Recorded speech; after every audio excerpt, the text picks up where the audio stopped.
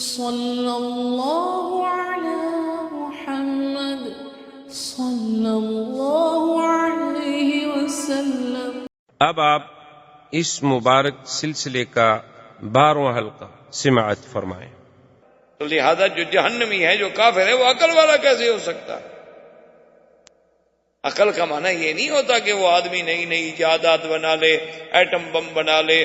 عقل کا معنی یہ نہیں ہوتا کہ میزائل ایجاد کر لے۔ جس نے اپنے خالق کو نہیں پہچانا وہ کیسی عقل؟ سب سے بڑا عقل تو وہ ہے کہ اس کو اپنے بنانے والے کی معرفت ہو کہ میرا خالق کون ہے، میرا مالک کون ہے، میرا رب کون ہے، میرا الہ کون ہے۔ جس کو یہ معرفت حاصل نہیں ہے تو عقل کس بات؟ وہ تو کوئی عقل نہیں۔ دیکھیں نا جی، آدمی یعنی آپ کے ہاں کوئی ملازم ہو، وہ سارے محلے والوں کا کام کرے لیکن آپ کا کام نہ کرے، تو آپ اسے کیا کہیں گے؟ بڑا بیوقوف آدمی۔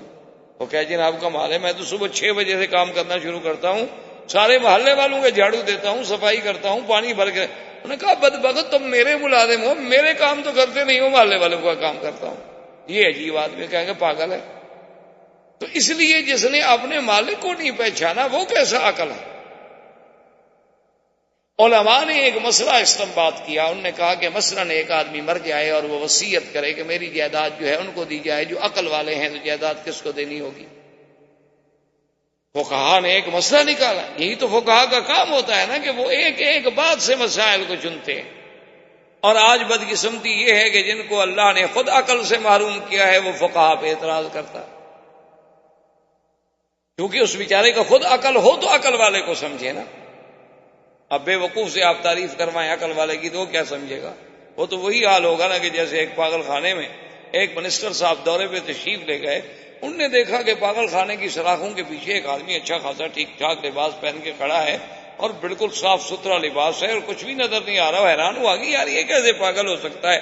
وہ گیا اور اس نے کہا السلام علیکم۔ اس نے کہا وعلیکم السلام ورحمۃ اللہ، جناب کی تعریف۔ اس نے کہا میں منسٹر ہوں بھائی، وزیر ہوں۔ انہوں نے کہا ہاں میں بھی ایک چند دن پہلے ایسے کہتا تھا کہ میں وزیر ہوں۔ کیا مطلب؟ انہوں نے کہا یہاں جو بھی آتا ہے نا ایسے ہی کہتا ہے، یہ جگہ ہی ایسی بابرکت ہے کہ یہاں جو بھی آتا ہے کوئی منسٹر سے کم نہیں ہوتا۔ تو اب وہ حیران ہو گیا۔ اس نے کہا کہ چلو یہ بھی کوئی ایسی بے وقوفی والی بات تو نہیں ہے، یہ میری منسٹری پہ طنز کر رہا ہے، تو یہ طنز کرنا بھی تو عقل کی بات ہے۔ تو اس نے کہا کہ تم پھر یہاں کیوں؟ انہوں نے کہا بس ٹھیک ہے، کچھ حالات ایسے ہیں جس نے مجھے یہاں کھڑا کر دیا ہے۔ انہوں نے کہا تم اچھے وزیر ہو گے، کسی سے ہاتھ ہی نہیں ملاتے۔ اب وزیر صاحب شرمندہ ہوئے، حالانکہ ڈاکٹر اس کو روکتا رہا کہ ان کو ہاتھ نہ ملانا۔ ڈاکٹر بیچارہ اشارے کرتا رہا، لیکن وزیر تو وزیر ہوتے ہیں نا، انہوں نے ڈاکٹر صاحب کی کیا سننی تھی، تو پٹ سے فوراً جناب ہاتھ دیا۔ جب ہاتھ دیا تو ہاتھ پکڑ لیا اندر سے، اب وہ ہاتھ چھوڑے نہیں۔ اور ہاتھ اگر وزیر صاحب زور لگاتے ہیں تو آگے لوہے کی سلاخیں ہاتھ ٹوٹ جائے گا، وہ ہاتھ چھوڑتا نہیں۔ اب وہ ڈاکٹروں کو دیکھے، اس نے کہا جی ہم نے تو آپ سے پہلے عرض کیا تھا کہ ان سے دور سے دیکھیں، آپ ان سے بات زیادہ نہ کریں، ان سے ہاتھ نہ ملائیں، یہ بیچارے بگڑی ہوئی عقل ہے، کسی وقت کچھ ہو سکتا ہے، حالات ہو سکتے ہیں، کسی وقت اس کے سیل کام کر رہے ہوتے ہیں تو وہ ٹھیک بھی ہوتا ہے۔ یہ تو نظام عالم ہے، نظام دنیا ہے، کائنات ہے۔ لیکن اس نے کہا اچھا، اس نے کہا بھی اچھا بتاؤ کیوں ہاتھ پکڑے؟ اس نے کہا دیکھو تم وزیر ہو، سمجھدار آدمی ہو، قسمت سے تم یہاں آئے ہو، میں تم سے ایک مسئلہ پوچھنا چاہتا ہوں کہ اللہ پاک نے ہماری 2 آنکھیں بنائی ہیں، اگر تیسری آنکھ بناتا تو کہاں لگاتا؟ اب وزیر صاحب پریشان۔ اس نے کہا کہ تیسری آنکھ بناتا نا تو یہاں لگا دیتا تاکہ ہم پیچھے سے بھی دیکھ سکیں۔ اس نے کہا یار بڑے بے وقوف ہیں جس نے تمہیں وزیر بنایا، یوں کر کے بھی تو ہم دیکھ سکتے ہیں، پھر پیچھے ایک لگانے کی کیا ضرورت ہے؟ یہ کون سی بڑی بات ہے؟ یوں کر کے ہم نہیں دیکھ سکتے پیچھے، یہاں آنکھ لگانے کی کیا ضرورت ہے؟ تم کیسے وزیر بن گئے پاگل؟ اس نے کہا بھی اب اس کو کیا بتاؤ؟ تو ڈاکٹر نے کہا اشارے سے وزیر کو سمجھایا کہ اس سے بحث نہ کرو، اس سے کہو کہ تم بتاؤ، میں نہیں جانتا۔ ڈاکٹر تو بیچارے رات دن ان کو بھگتتے ہیں نا، ان کو تو پتا ہوتا ہے نا کہ اس سے ہم نے کیسے ڈیل کرنا ہے، عقل والوں سے کیسے ڈیل کرنا ہے، پاگلوں سے کیسے ڈیل کرنا ہے، اور کبھی مولوی پھنس جائے تو اس سے کیسے ڈیل کرنا ہے۔ ڈاکٹر بڑے سمجھدار ہیں، مجھے بڑا اچھا تجربہ ہوا ہے ماشاءاللہ ڈاکٹروں سے۔ میں یہاں ایک دن نماز پڑھتا رہا، کسی نے سلام علیکم، سب نے دیکھا. اب چونکہ میں اللہ کے لیے درس دیتا ہوں ورنہ حقیقت میں میرا جی نہیں چاہتا یہاں آ کر پڑھانے. جن لوگوں میں اتنی تکریم بھی نہ ہو، اتنا احترام بھی نہ ہو، اتنا عزت و احساس نفس بھی نہ ہو.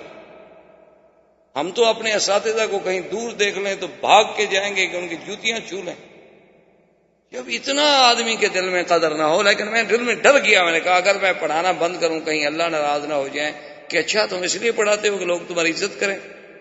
چلو یہ نہ کریں، میں پھر بھی پڑھاتا رہوں تاکہ خدا کے ہاں میں جواب دہ نہ بنوں، اللہ کے ہاں میں نہ پکڑا جاؤں. یہ پکڑے جائیں گے تو اپنا خود بھگتے ہیں. ان کا کام ہے. ان کو اگر اللہ نے یہ سکھایا ہی نہیں کہ کسی دین والے کی کیا عزت ہوتی ہے تو اس میں ہمارا کیا قصور ہے؟ تو بہرحال تو اس نے سمجھایا ڈاکٹر صاحب نے. اس نے کہا کہ جناب آپ اس سے کہیں کہ تم بتاؤ. تو وزیر نے کہا دیکھو بھائی ہمیں تو پتہ لگا نہیں، تم سمجھدار آدمی ہے، تم بتاؤ کہ تیسری آنکھ ہوتی تو کہاں ہوتی. انہوں نے کہا اب ہوئی نا بات. اس نے ہاتھ چھوڑ دیا تو وزیر صاحب کی جان چھوٹ گئی. وزیر صاحب کا اس نے کہا دیکھو اب بتاؤ، ایسے خواہوں خواہ تمہیں وزیر بنا دیا، مجھے وزیر بنا دے، دیکھو میں کیا کرتا. اس نے کہا اگر اللہ میاں تیسری آنکھ لیتے نا تو یہاں لگا انگلی. انہوں نے کہا کیوں؟ نے کہا گلا دیکھنا اندر دے، ناک دیکھنا یوں کر، یہاں بھی ضرورت پڑی تو دیکھ لیا. تو انگلی پر ہوتی تو جہاں جہاں ہمیں ضرورت پڑتی تو ہمیں مزید ٹارچیں اور یہ اور وہ اور انتظامات کرنے کی ضرورت ہی نہیں تھی، ہمارے ہاتھ میں ہے. اور جب ضرورت نہ پڑی محفوظ کر کے جیب میں رکھ لی. دیکھو نا میں نے کیسے مسئلہ حل کرنے کہا ہاں بھائی واقعی تم. تو اس لیے یاد رکھیں کہ عقل اگر کوئی وصیت، اسی لیے آج کہتے ہیں نا امام ابو حنیفہ نے یہ غلطی کی. وہ خود عقل ہو تو امام ابو حنیفہ کو سمجھے بیچارہ. امام شافعی نے یہ کیا اور امام مالک نے یہ کیا اور امام احمد بن حنبل نے یہ کیا اور انہوں نے لوگوں کو اپنا مقلد بنا دیا اور لوگوں کو اپنا غلام بنا دیا اور نبی کی حدیث سے ہٹا دیا. اللہ تبارک و تعالی رحمت فرمائے. جو نبی کی حدیث کے مقابلے پر اپنی بات کو لے آئے وہ امام تو امام مسلمان بھی ہوگا. کوئی عقل تو کرے نا آدمی، لیکن اللہ عقل بھی تو دے. یہ اچھے امام بنے کہ حضور کا رستہ تو چھڑوا دیا، اپنا رستہ ایجاد کر لیا اور دنیا نے ان کو امام مان لیا. یہ عجیب آدمی. اصل وجہ کیا ہے کہ اپنے عقول جو ہیں، اپنے عقل ناقص ہے. عقل ہو تو آدمی سمجھے نا. اب آپ مجھے دکھائیں کہ جناب یہ کیا چیز ہے، میں کہوں گا سرخ رنگ کا پتھر ہے، مجھے کیا پتا ہے کیا بلا ہے. اگر آپ وہی چیز جوہری کے پاس لے کے جائیں وہ کہے گا جناب یہ یاقوت ہے. تو اسی لیے ہمیشہ قدر جوہر زرگر بدانت، قدر جوہر جوہری، کہ سونے کا قدر تو اسے معلوم ہوگا جس نے کبھی سونے کا بزنس ہی کیا ہو. جوہر کا پتہ اسے معلوم ہوگا جس نے کبھی جوہر کی قدر بھی کی، جس نے جوہر کو پہچانا ہو. جس کے نزدیک کنکر پتھر ڈائمنڈ ایک ہو تو کیا بیچارہ مٹی کا قدر کرے. تو اب فقہا نے ایک مسئلہ نکالا کہ اگر ایک آدمی مر جائے اور وہ وصیت کرے کہ میری اولاد کوئی نہیں، وارث کوئی نہیں، میری ساری جائیداد ان لوگوں کو دی جائے جو عقل والے ہیں، تو کس کو جائیداد ملے گی؟ تو انہوں نے کہا کہ علماء العاملین، ان علماء کو ملے گی جو اپنے علم پر عمل کرنے والے ہیں، کہ اصل عقل والے ہو.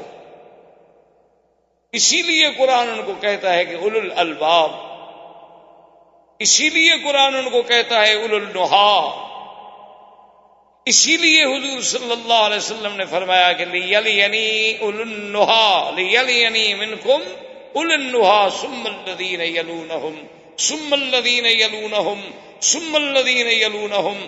نماز میں میرے پیچھے وہ لوگ کھڑے ہوں جو عقل والے ہیں، پھر ان سے دوسرے نمبر پر، پھر ان سے تیسرے نمبر پر، تاکہ عقل ہوگا میری نماز سیکھیں گے تو دنیا کو پہنچائیں. اس لیے ہمیشہ یاد رکھیں کہ تیسری چیز جو تھی وہ اللہ نے عقل پیدا فرمائی، اور اس کے بعد فرمایا اعجب الخلق الیہ، سب سے عجیب چیز ہو میری مخلوق میں، لیکن مجھے بھی اپنی عزت و جلال کی قسم ہے میں اسی کو عقل دوں گا جو میرا فرمانبردار ہو. کیوں اتنی اچھی چیز کون اپنے دشمنوں کو دے دیتا ہے؟ تو اس لیے اللہ تبارک و تعالیٰ کی نعمتیں، اللہ تبارک و تعالیٰ کی رحمتیں، اللہ تبارک و تعالیٰ کے ہم پر فضل و کرم اور عنایات ایسی ہیں کہ جس کا ہم کوئی شمار بھی نہیں کر سکتے اور نہ عد و حساب کر سکتے ہیں. تو جو خالق عقل ہے کہ آج انسانی عقل تو ایسی چیزیں ایجاد کر دیتی ہے، اور جس اللہ نے اس عقل کو پیدا کیا ہے اس کی ایجادات کیسی ہوں؟ اسی لیے علماء نے یہ بھی لکھا ہے کہ جب اللہ نے ایک رات کے مختصر عرصے میں اتنا بڑا نظارہ کرا دیا کہ کہاں مسجد الحرام، کہاں مسجد اقصی، کہاں سماوات سبع، کہاں سدرۃ المنتہا، کہاں امامت انبیاء، کہاں لقاء انبیاء، اور پھر بھی رات ختم نہ ہو، انہوں نے کہا کہ دراصل بات یہ تھی کہ اللہ نے جب اپنے نبی کو چلایا اور بلایا تو اپنی پوری کائنات کے نظام کو حکم دیا کہ جہاں کھڑے ہو یہیں تھم جاؤ، اب میرے مدنی کی سواری آ رہی، بس رک جاؤ، سورج رک جاؤ، اپنی حرکت کرنی، اب میرا نبی گزرے، چاند تارے روشنی ہر چیز تھم جائے، اپنے اپنے مقام پہ کھڑی ہو جائے، نظام جام کر دیا، کیونکہ اب محمد مصطفیٰ گزر صلی اللہ علیہ وسلم۔ تو جب ساری چیزیں اپنی اپنی جگہ پر رک گئیں تو وقت گزرنے کا تو کوئی احساس ہو ہی نہیں سکتا نا، ہر چیز رکی ہوئی، وہ چل ہی نہیں رہی، آپ کی گھڑی بند ہو جائے اسی جگہ کھڑی رہے گی۔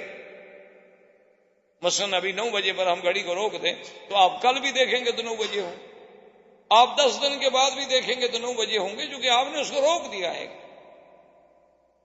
ایک مقام پر آپ نے اس کو جام کر دیا۔ تو اللہ نے اپنے اس پورے نظام کو، اور اس کے بعد فرماتے ہیں ثم عرج بی الی السماء، اس کے بعد اللہ تبارک و تعالی نے مجھے آسمانوں کے لیے چلایا، اور فرماتے ہیں کہ جب میں سیڑھی پہ کھڑا ہوا اور سیڑھی آسمان پہ پہنچی اور جبریل میرے ساتھ ہیں، تو جبریل نے آسمان کے دروازوں پہ ناک کی، جس سے یہ بھی مسئلہ طے ہوا کہ اللہ نے آسمان بھی بنائے ہیں۔ ایسے نہیں کہ جیسے فلاسفہ کہتے ہیں کہ کوئی آسمان نہیں، کچھ نہیں، کوئی چیز نہیں، یہ تو بس ایسے ایک فضا نیلگوں ہے، کیونکہ فضا خالی ہے وہ ہمیں ایسے نظر آتی ہے۔ نہ، اللہ قرآن میں کہتے ہیں کہ آسمان بھی ہے، آسمانوں کے دروازے بھی۔ اسی لیے قرآن کہتا ہے کہ جب اللہ نے قوم نوح پر طوفان بھیجا تھا فَفَتَحْنَا أَبْوَابَ السَّمَاءِ بِمَاءٍ مُنْهَمِرٍ، اللہ فرماتے ہیں کہ پھر ہم نے آسمانوں کے دروازے کھول دیے کہ پانی برسے، اور اسی طرح اللہ نے فرمایا لَا تُفَتَّحُ لَهُمْ أَبْوَابُ السَّمَاءِ وَلَا يَدْخُلُونَ الْجَنَّةَ حَتَّى يَلِجَ الْجَمَلُ فِي سُمِّ الْخِيَاطِ، اللہ نے فرمایا کافروں کے لیے آسمانوں کے دروازے نہیں کھل سکتے، اور نہ وہ جنت میں داخل ہو سکتی ہیں، جیسے کسی سوئی کے ناکے سے اونٹ کا گزرنا محال ہے، اسی طرح کافروں کے لیے آسمانوں کے دروازوں کا کھلنا محال ہے، اور ان کے لیے جنت میں داخل ہونا محال ہے۔ تو اس کا مطلب ہے کہ آسمانوں کے دروازے بھی ہیں۔ حضور فرماتے ہیں جب جبریل نے آواز دی تو پوچھا گیا من، کون؟ فقال انا جبرائیل، اس نے کہا کہ میں جبریل ہوں۔ فقیل من معک، تمہارے ساتھ کون ہے؟ فقال محمد صلی اللہ علیہ وسلم۔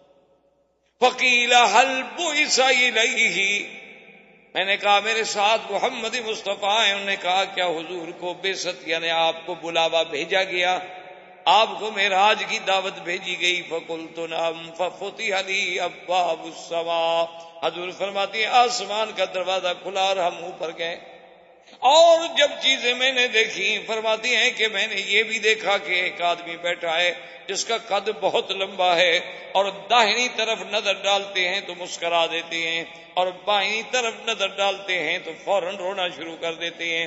فسألت من ہوا فقال ابوک آدم، جبریل سے میں نے پوچھا کہ یہ کون ہے؟ انہوں نے کہا یہ آپ کا ابا آدم علیہ السلام ہے۔ میں نے کہا یہ کیا بات ہے کہ ادھر دیکھتے ہیں مسکرا دیتے ہیں، خوش ہو جاتے ہیں؟ فرمایا جب اپنی اولاد کو دیکھتے ہیں اصحاب الیمین کو کہ جن کو جنت میں جانا ہے تو خوش ہو جاتے ہیں، اور جب بائیں طرف دیکھتے ہیں کہ میری اولاد میں یہ جہنم میں جائیں گے تو رونا لگ جاتے ہیں، کیونکہ اولاد تو آخر اولاد ہے نا، اچھی ہو یا بری۔ اسی طرح حضور صلی اللہ علیہ وسلم فرماتی ہیں کہ مجھے کچھ لوگ دکھائے گئے کہ ان کے سامنے 2 قسم کے طعام ہیں، ایک طعام بڑا لذیذ ہے، شہی ہے اور بہت ہی اچھا، اور دوسری طرف جو طعام ہے بڑا بدبودار ہے اور گندا ہے اور بڑی بدبوئیں آ رہی ہیں، لیکن وہ اس اچھے طعام کو چھوڑ کے اس گندے طعام کو کھا رہا ہے۔ میں نے جبریل سے پوچھا کہ یہ کون ہے؟ جبریل نے عرض کیا ہؤلاء زنات امت کے یا رسول اللہ، یہ تیری امت کے وہ زانی لوگ ہیں جو اپنی اچھی بیویوں کو چھوڑ کے گندی بیویوں سے منہ کالے کرتے ہیں۔ اس کے بعد حضور صلی اللہ علیہ وسلم فرماتے ہیں مجھے ایک ایسا نظارہ بھی دکھلایا گیا کہ کچھ لوگ ہیں اور کھولتا ہوا دریا ہے، اس دریا کے اندر ہیں، وہ تیرتے ہیں اور اتنے بڑے بڑے پیٹ ہیں، اور جب وہ کنارے کے قریب آتی ہیں تو پتھر مارے جاتے ہیں ان کے پیٹ میں، ان کے منہ میں، اور اسی پتھروں سے پیٹ بھرنا وہ شروع کرتے ہیں۔ میں نے پوچھا یہ کون ہے؟ تو انہوں نے کہا یہ تیری امت کے سود کھانے والے لوگ ہیں۔ حضور صلی اللہ علیہ وسلم کو سارے منظر دکھلائے گئے۔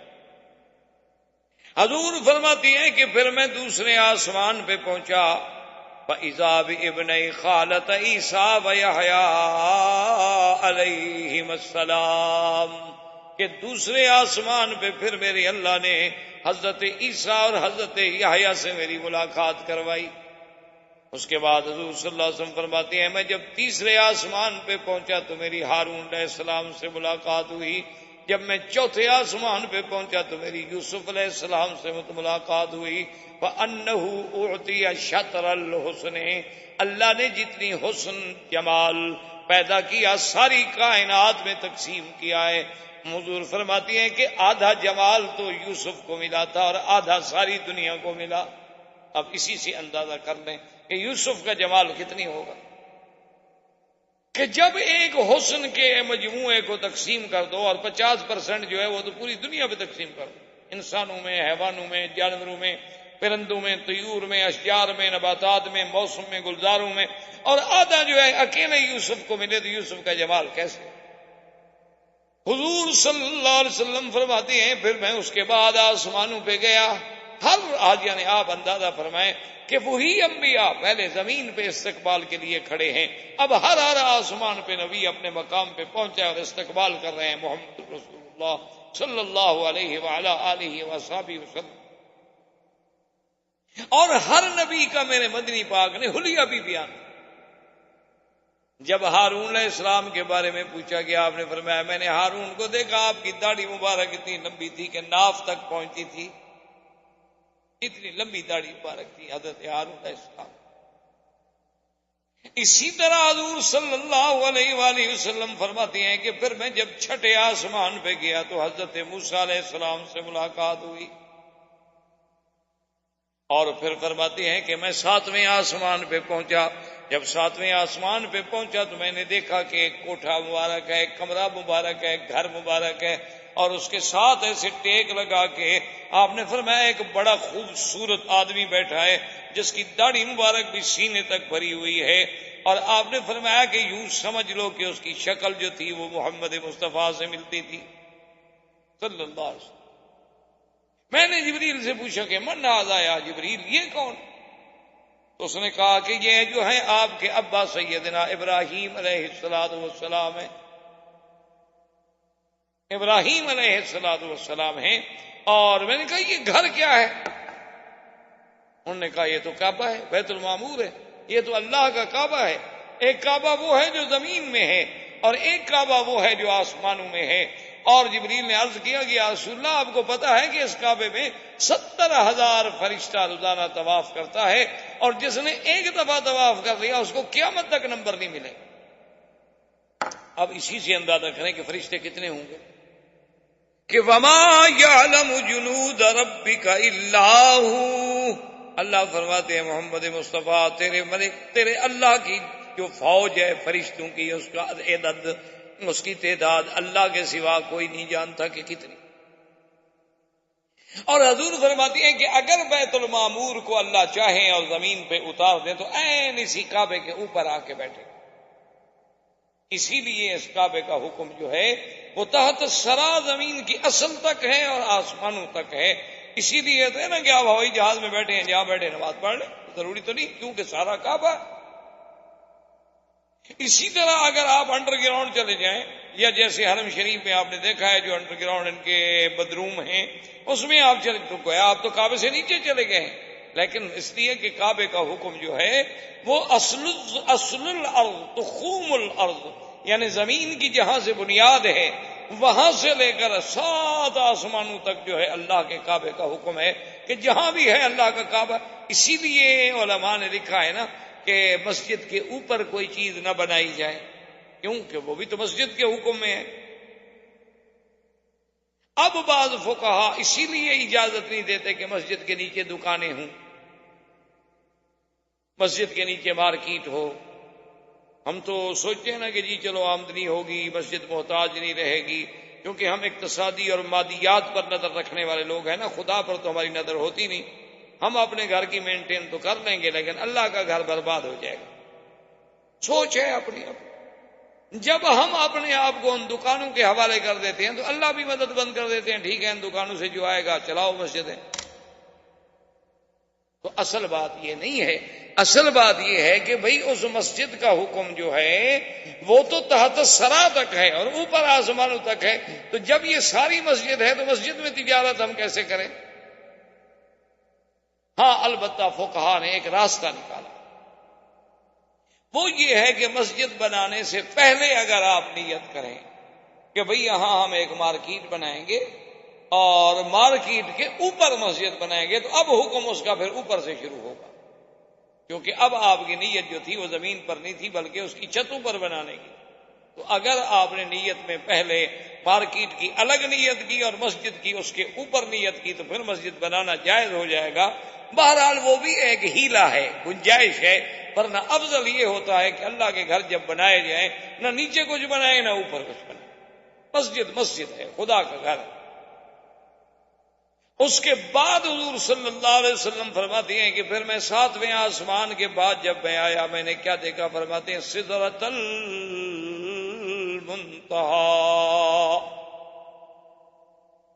عندہا جنت المأوی اذ یغشی السدرۃ ما یغشی۔ اللہ کے نبی فرماتے ہیں میں نے ایک ایسا درخت دیکھا، وہ درخت جو ہے بیری کا درخت تھا، سدرہ کہتے ہیں صدر سے، صدر کہتے ہیں بیر، لیکن فرمایا فَإِذَا أَوْرَاقُهَا كَآذَانِ الْفِيلَةِ وَثَمَرُهَا كَثَمَرِ الْكَلَالِ۔ آپ نے فرمایا وہ ثمر اس کا، پھل اس کا ایسے تھا جیسے بستی کلال کے مٹکے ہوتے ہیں، اور پتے اس کے ایسے تھے جیسے ہاتھی کے کان ہوتے ہیں بڑے بڑے۔ لیکن فرماتے ہیں کہ سدرہ کیا تھی؟ اس کو فراش من ذہب، کہ فراش جو ہوتے ہیں نا چھوٹے چھوٹے، جب آگ جلائیں تو اڑتے ہیں، شمع جلائیں تو اڑتے ہیں، فرمایا وہ سونے کے بنے ہوئے انہوں نے ان کو ڈھانپ رکھا تھا، اور اللہ کے ملائکہ وہاں سجدہ ریز تھے، اور ایسا جمال اور کمال کا منظر تھا۔ حضور فرماتے ہیں صحابہ سے کہ انی لا اصف، میں بیان نہیں کر سکتا کہ اس کا جمال میں تمہیں کیا بتاؤں کہ وہ کیسے با جمال تھا۔ اچھا یاد رکھیں کہ سدرۃ المنتہا کو سدرۃ المنتہا کیوں کہا جاتا ہے؟ کہ جو نیچے سے بندے کے اعمال جاتے ہیں یہ بھی وہیں پہنچتے ہیں، بس اس کے آگے نہیں جاتے، اور جو عرش اولا سے میرے اللہ حکم جاری فرماتے ہیں وہ بھی سدرہ پہ آتا ہے، اس کے بعد پھر ملائکہ کو تقسیم ہوتا ہے، یعنی وہاں ہر چیز کی انتہا ہو گئی۔ جو نیچے سے عمل چلے ان کی بھی انتہا ہو گئی، جو اوپر سے حکم نازل ہوا اس کی بھی انتہا ہو گئی، اس لیے اس کو کہا جاتا ہے سدرۃ المنتہا۔ اور یہ بھی یاد رکھیں کہ اللہ تبارک و تعالیٰ نے میرے مدنی سرکار کو صلی اللہ علیہ وسلم کو جبریل علیہ السلام کو اصلی صورت میں 2 دفعہ دکھلایا۔ ایک دفعہ جب کہ جبریل افق میں تھے اور میرے مدنی زمین پہ تھے، اور ایک دفعہ جب حضور صلی اللہ علیہ وسلم معراج سے واپس تشریف لا رہے تھے تو اللہ پاک نے وَلَقَدْ رَآهُ نَزْلَةً أُخْرَىٰ، اب دوبارہ دکھلایا گیا جبریل علیہ السلام کو اس کی اصلی صورت میں، اور اس کے بعد حضور فرماتے ہیں اچھا یہاں تک جو روایات ہیں یہ تو سیاست کی، یاد رکھیں کہ حضور کا سدرۃ المنتہا تک پہنچنا جو ہے وہ تو بخاری مسلم سیاستہ کی حدیثوں سے ثابت ہے۔ اب اگلا سفر جو ہے وہ سیاح نے ذکر نہیں کیا، لیکن بعض کتابوں میں آتا ہے حضور فرماتے ہیں کہ اس کے بعد میرے لیے رف رف لایا گیا. پہلے تو آپ کا سفر براق پہ تھا، اس کے بعد حضور صلی اللہ علیہ وسلم کا سفر جو ہے وہ عروج جو ہے معراج یعنی آپ کا سیڑھی مبارک سے تھا. اس کے بعد فرماتے ہیں رف رف رف رف کا معنی یوں کیا ہے علماء نے کہ یوں سمجھے جیسے ایک قالین بچھا دیں اور اس قالین پہ آپ کھڑے ہو جائیں اور قالین اڑ جائے. اب حضور صلی اللہ علیہ وسلم فرماتے ہیں کہ مجھے جب اوپر لے جایا گیا میں نے دیکھا تو جبریل کھڑے ہیں. تو میں نے کہا جبریل تم کیوں کھڑے ہو گئے؟ انہوں نے کہا حضور اس سے آگے میں نہیں جا سکتا، بس میرے تو مقام کی انتہا ہو گئی، کیونکہ وما منا الا له مقام معلوم، ہم میں سے ہر آدمی کا ہر فرشتے کا ایک مقام ہے، اس سے ہم تجاوز نہیں کر سکتے، بس میری حد ہو گئی ہے. اسی کو مولانا مثنوی رحمت اللہ علیہ نے اپنی مثنوی میں نقل کیا ہے نا کہ حضور اگر میں اس سے آگے جاؤں تو پھر تو میں خود جل جاؤں، آگے تو پھر اللہ کے نور کے جلوے ہیں، وہ جبریل کہاں برداشت کر سکتے. حضور صلی اللہ علیہ وسلم فرماتے ہیں کہ مجھے لے جایا گیا عرش کے قریب، اللہ تبارک و تعالیٰ کی مجھے رویت نصیب ہوئی، اللہ نے مجھے اپنا دیدار نصیب فرمایا، اور اس کے بعد اللہ تبارک و تعالیٰ نے مجھے اب میرے لیے اور میری امت کے لیے 50 نمازیں فرض فرمائیں، اور اللہ نے مجھے خواتین میں سورۃ البقرہ عطا فرمائی. اور یہ اعزاز بھی وہی ملا کہ جب حضور نے کہا تحیات للہ والصلوات والطیبات، جب اللہ کے نبی نے اپنے اللہ کے دربار میں اپنی عاجزی، اپنی خشوع، اپنی خضوع، اپنی بندگی کا اظہار کیا تو اللہ نے فرمایا السلام علیک ایھا النبی ورحمۃ اللہ وبرکاتہ. اللہ تبارک و تعالیٰ نے اپنے نبی پہ سلام بھیجا. آج کل تو یہ مسئلہ بھی بڑا انڈو پاک میں بڑا یعنی فتنہ انگیز بن گیا کہ دیکھو جی السلام علیکہ، علیکہ خطاب ہے، کاف خطاب کے لیے ہوتا ہے، معنی یہ ہے کہ نبی ہر جگہ موجود ہے، تبھی تو ہم کہتے ہیں السلام علیکہ ایھا النبی. تو حالانکہ یہ بات نہیں ہے، بات یہ ہے کہ معراج کے اس منظر کو دہرایا گیا ہے کہ نبی نے کیا کہا اور میرے اللہ نے کیا کہا، ان لفظوں میں کوئی تبدیلی نہیں کرنی چاہیے. ورنہ یہ نہیں کہ اب ہم خطاب کر رہے ہیں، وہ تو اللہ نے خطاب فرمایا، ہم تو صرف اسی خطاب کو نقل کر رہے ہیں. جیسے کہ مثال کے طور پر فرعون کی اور موسیٰ علیہ السلام کا مکالمہ ہے، یا ابراہیم علیہ السلام کا اور نمرود کا مکالمہ ہے کہ اذ قال ابراہیم ربی الذی یحیی و یمیت قال انا احیی و امیت. اب اس کا معنی یہ کیا کہ میں کہہ رہا ہوں، میں تو اس کلام کو نقل کر رہا ہوں، کہنے والا تو وہ نمرود تھا. کہ جب ابراہیم علیہ السلام نے کہا کہ میرا رب وہ ہے جو مارتا بھی ہے جو جلاتا بھی، تو کہا کہ میں بھی مارتا ہوں جلاتا ہوں. قال فإن الله يأتي بالشمس من المشرق فأت بها من المغرب فبهت الذي كفر والله لا يهدي القوم الظالمين. یا جیسے فرعون نے موسیٰ علیہ السلام سے کہا تھا انی لأظنک یا موسیٰ مسحورا، کہ میں تو یہ خیال کرتا ہوں کہ تم پر جادو ہو چکا ہے، ورنہ میں خدا ہوں اور خدا کیسے ہو. اب کاف خطاب کا ہے، نہ موسیٰ علیہ السلام موجود ہیں نہ فرعون بدبخت موجود ہے، لیکن ہم تو قرآن کو پڑھ رہے ہیں، نقل کر رہے ہیں، یہ نہیں کہ اب ہم خطاب کر رہے ہیں. اس لیے یاد رکھیں تو اللہ تبارک و تعالی نے حضور صلی اللہ علیہ وسلم کو اپنی رویت مبارک، اپنا دیدار مبارک، اپنا شرف زیارت نصیب فرمایا. اور اس کے بعد حضور صلی اللہ علیہ وسلم واپس آئے. جب حضور واپس آئے چھٹے آسمان پہ تو موسیٰ علیہ السلام ملے. انہوں نے کہا کہ یا محمد صلی اللہ علیہ وسلم، آپ پر یہ معراج میں اللہ نے کوئی احکام، کوئی اوامر، کوئی شرائع فرضت علی وعلی امتی 50 صلاۃ، میرے اوپر اور میری امت پہ اللہ نے 50 نمازیں فرض. تو موسیٰ علیہ السلام نے کہا کہ یا محمد صلی اللہ ارجع الی، میرے مدنی سرکار دو عالم صلی اللہ علیہ وسلم، آپ واپس جائیں اپنے اللہ سے معافی، فصلہ التخفیف، اللہ سے معافی مانگیں. 50 نمازیں بہت زیادہ. اب یہاں سے بھی لوگوں نے اللہ رحمت فرمائے نا جی اب کیا کریں، عقل عیار ہے، 100 بھیس بنا لیتی ہے، ہر آدمی اپنے اپنے عقل کے مطابق پھر مسئلے نکالو، کہتے ہیں دیکھو جی موسیٰ علیہ السلام نے اللہ کے نبی کو مشورہ دیا نا، یہ دیکھو وہابی کہتے ہیں کہ نبی مدد نہیں کر سکتے، موسیٰ علیہ السلام مدد کر رہے ہیں کہ نہیں کر رہے؟ اور دوسری بات یہ ہے وہ کہتے ہیں، یہ وہابی کہتے ہیں انبیاء کو علم غیب نہیں ہوتا، دیکھو موسیٰ علیہ السلام کو علم غیب تھا تو کہہ رہے ہیں نا بھی 50 نمازیں آپ کی امت نہیں پڑھے گی، معافی مانگو۔ اپنے اپنے مسئلے ہیں، اپنے اپنے عقل ہیں، اپنے اپنے فکر ہیں، اللہ کے قرآن کو چاہے بدلنا پڑے چاہے کچھ کرنا پڑے، بس لوگوں میں تو اپنی واہ واہ کرانی ہے نا، اپنا مسلک اپنی پارٹی کو ثابت کرنا ہوتا ہے۔ حالانکہ یاد رکھیں صحیح حدیثوں میں موجود ہے کوئی علم غیب کا مسئلہ نہیں۔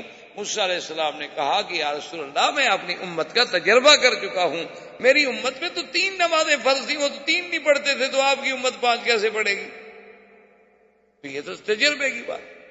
جہاں تک امداد کا تعلق ہے یا اعانت کا تعلق ہے یا مشورے کا تعلق ہے تو زندگی میں حیات میں مشورہ دینا تو منع ہے نہیں۔ موسیٰ علیہ السلام کو تو اللہ نے زندہ کر کے کھڑا کیا ہوا ہے، حضور کے ساتھ ملاقات ہو رہی ہے۔ تو آج بھی اگر آپ کسی عالم سے کسی اللہ والے سے جا کے مشورہ لیں یا انہیں کہیں میرے لیے دعا کریں، میری مدد کریں، میرے اعانت کریں، کوئی منع نہیں۔ بات تو ہے بعد الوفات، ان کو ہر جگہ حاضر ناظر سمجھ کر ان سے استعانت طلب کرنا وہ شرک ہے۔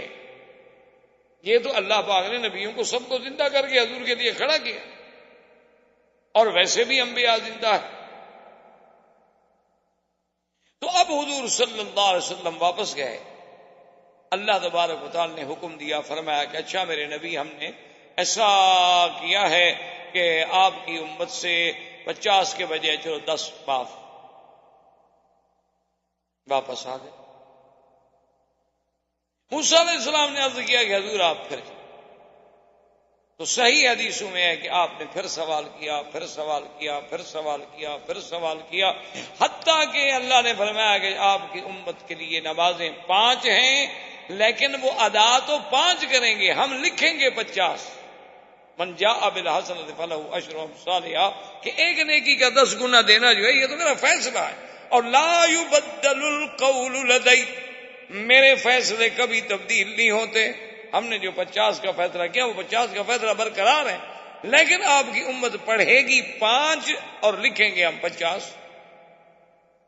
اب حضور صلی اللہ علیہ وسلم جب واپس آئے تو موسیٰ علیہ السلام نے کہا کہ حضور اب کتنی معافی ہو گئی؟ حضور نے فرمایا 5 رہ گئی۔ انہوں نے کہا حضور ارجع فصل التقوی، آپ پھر جائیں معافی مانگے، 5 بھی نہیں پڑھ سکے گی آپ کی امت۔ حضور نے فرمایا انی استحییت، تو اب تو مجھے اپنے رب کے پاس جانے سے حیا۔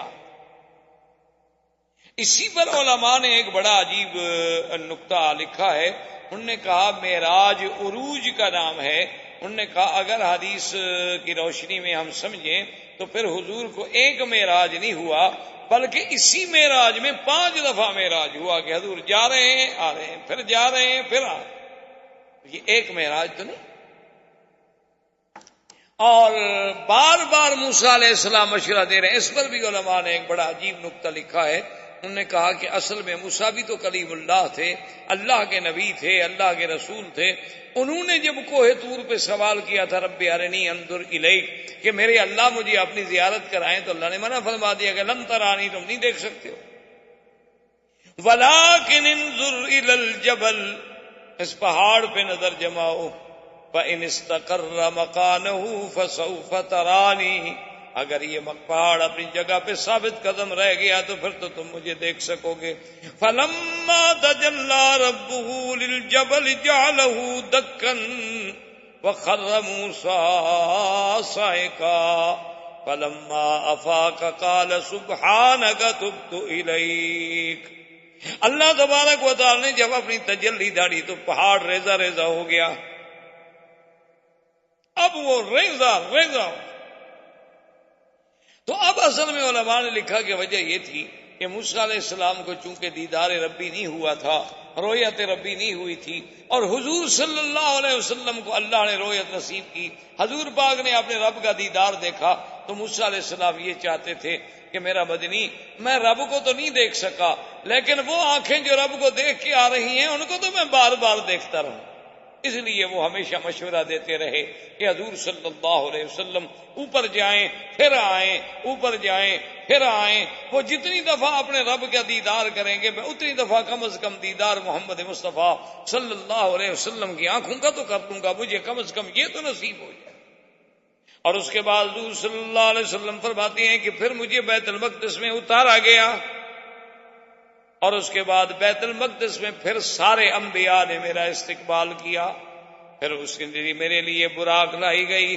صلی اللہ علیہ وسلم فرماتے ہیں پھر مجھے براق پہ بٹھا کے ہم مکہ مکرمہ میں آئے، اور ابھی رات کا پورا حصہ بھی نہیں گزرا تھا کہ صبح ہوئی، حضور نے اعلان فرما دیا کہ اللہ نے مجھے اسراء و معراج کرایا ہے۔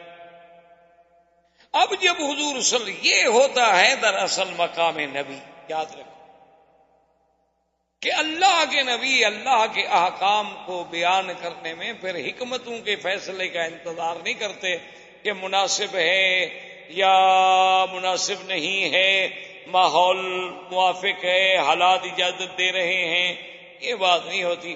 اللہ کے نبی اپنے اللہ کے فیصلے کے پابند ہیں کہ جو حق ہے حق ہے، کہنا ہے چاہے کوئی مانے کوئی نہ مانے۔ حضور نے جب اعلان فرمایا تو قوم تو سیخ پا ہو گئی، انہوں نے کہا عجیب بات، یہ کوئی عقل کی بات۔ اب جناب قوم کو تو ایک موقع مل گیا، مکے والوں نے تو جناب وہ پورے مکے کو سر پہ اٹھا لیا، انہوں نے کہا دیکھو ہم نہیں کہتے تھے نعوذ باللہ کے مجنون ہیں، ہم نہیں کہتے تھے نعوذ باللہ کے دیوانے ہیں، ہم نہیں کہتے تھے کہ بہی جنون آپ کو کچھ ہے۔ یہ کوئی بات ہے کہ ایک آدمی مسجد الحرام سے مسجد اقصی 1 مہینے کا سفر ہے، اگر آدمی اونٹوں پہ سفر کرے، گھوڑوں پہ سفر کرے، قافلوں کے ساتھ سفر کرے تو 1 مہینے میں پہنچتا ہے۔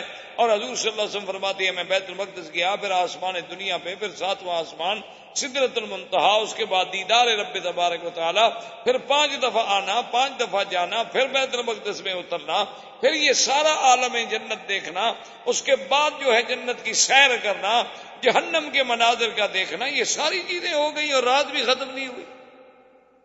یہ کیسے؟ سارے مکے میں شور۔ اور یاد رکھو یہی وہ دلیل ہے جو علماء نے دی کہ حضور کا معراج جسمانی تھا، روحانی نہیں تھا، کہ اگر روحانی ہوتا یا خواب ہوتا تو پھر کافروں کو شور مچانے کی ضرورت ہی نہیں۔ خواب تو کوئی بھی دیکھ سکتا، خواب جو ہے آدمی کوئی بھی دیکھ سکتا۔ خواب میں تو آپ بھی دیکھ سکتے ہیں کہ میں رات مدینہ منورہ میں تھا اور ریاض الجنت میں بیٹھا ہوا تھا، اور میں جناب وہاں سے عمرے کا احرام باندھ کے پھر آ رہا تھا، اور کعبہ شریف۔ خواب تو خواب ہے، خواب تو کوئی بھی دیکھ سکتا۔ پھر کافروں کو اعتراض کس بات کا تھا؟ خواب میں آنا جانا کو مشکل ہوتا ہے۔ اصل بات یہ تھی کہ حضور کا معراج جسمانی تھا اور جسد مبارک کے ساتھ تھا، اور عالم بیداری میں تھا، نیند میں بھی نہیں تھا۔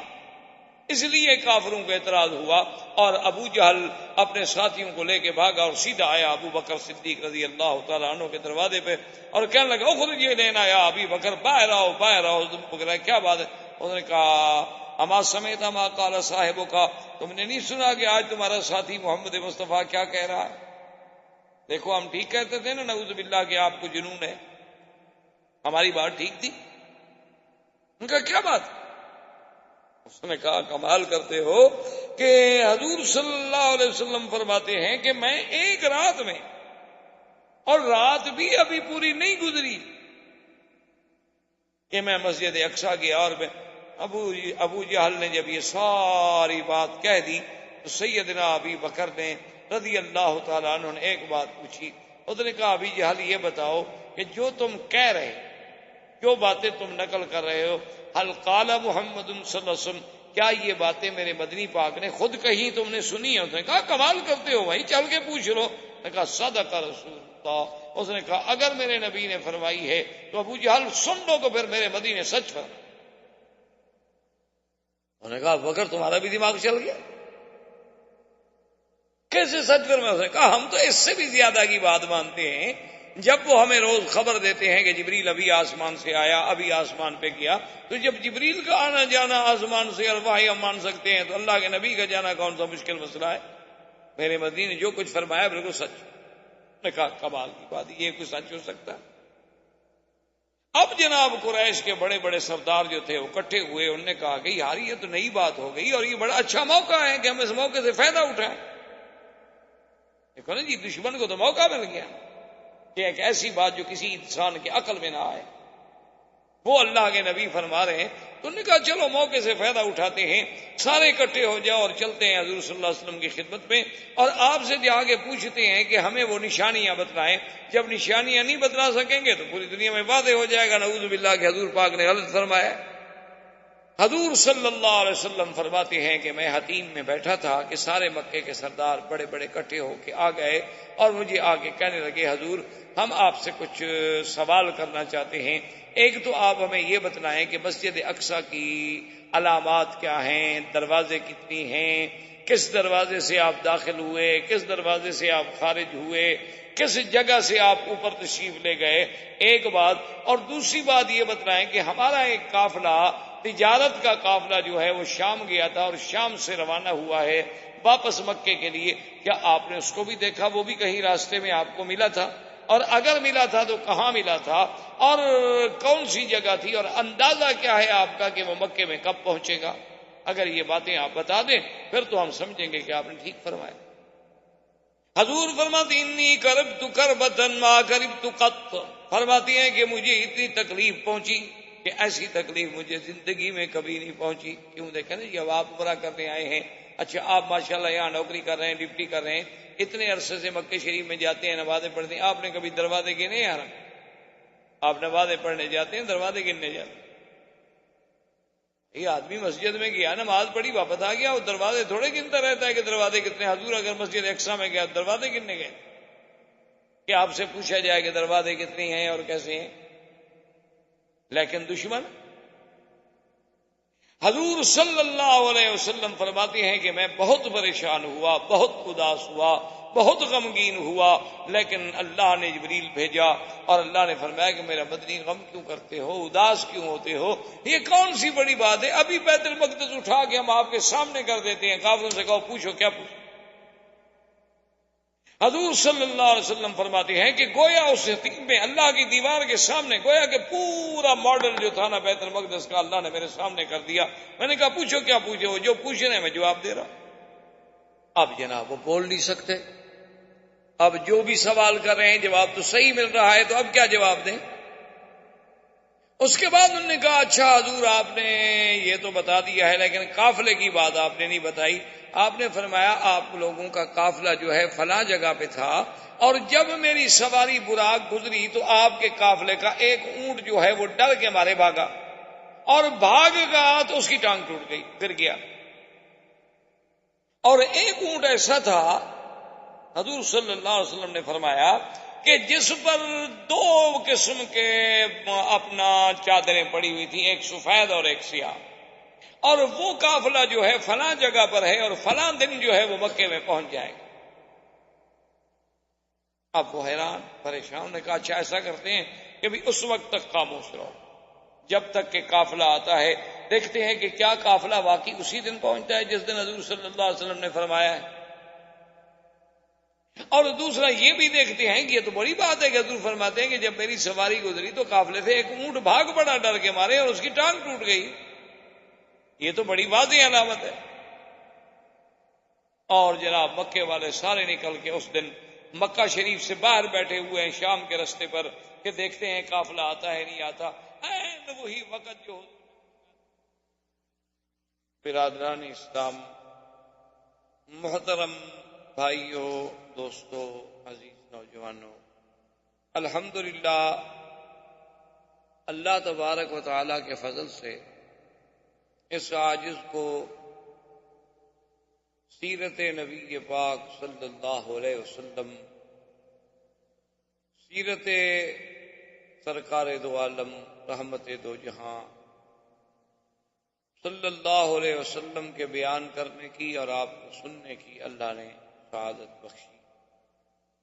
جیسا کہ کسی نے کیا خوب بات کہی ہے کہ ذکر حبیب بھی کب نہیں وصل حبیب، تو ہمیں وہ زیارت کا مقام تو نہ مل سکا، لیکن حضور پاک صلی اللہ علیہ وسلم کا ذکر جو ہے وہ بھی کوئی کم بات.